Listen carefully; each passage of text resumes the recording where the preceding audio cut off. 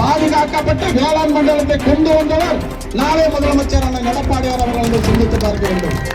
அந்த டெல்டா மாவட்டத்தில் தாழப்புதூர் ஒன்றியத்தை சேர்க்க வேண்டும் என்று அனைத்து கட்சிகளும் போராடி, இந்த கூட்டத்தில் இருக்கவங்க நம்ம போராடணும், போராடி அந்த தாழப்புதூர் ஒன்றியத்தை டெல்டா மாவட்டங்களில் சேர்த்ததும் இந்த கூட்டணி சார்ந்த கட்சிகள் என்பதை நீங்கள் மறந்துவிடக் கூடாது.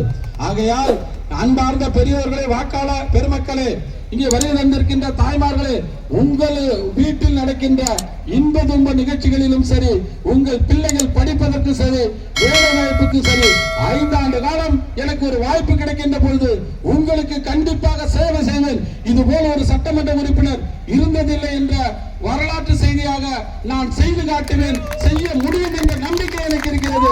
ஏனென்றால் என்னுடைய வாழ்க்கை போராட்ட காலம், போராடிதான் இந்த இடத்திற்கு வருகை தந்திருக்கின்றேன். 35 ஆண்டு காலம் ஒரு நடுத்தர குடும்பத்தில், ஏழை விவசாய குடும்பத்தில் பிறந்து இந்த அளவிற்கு ஒரு வாய்ப்பை எனக்கு நம்பி வழங்கி இருக்கின்றார்கள். அன்பார்ந்த தாய்மார்களே, பெரியவர்களே, எனக்கு நீங்கள் இந்த வாய்ப்பை கொடுங்கள், உங்களுக்கு நான் சேவை செய்து காட்டுகிறேன் என்று வாய்ப்புக்கு நன்றி கூறி, நீங்கள் மாம்பழம் மாம்பழம் மாம்பழம் மறந்து விடாதீர்கள். மாம்பழ சின்னத்தில் வாக்களித்து வெற்றி பெற செய்ய வேண்டுமாய் உங்கள் பாதம் தொட்டு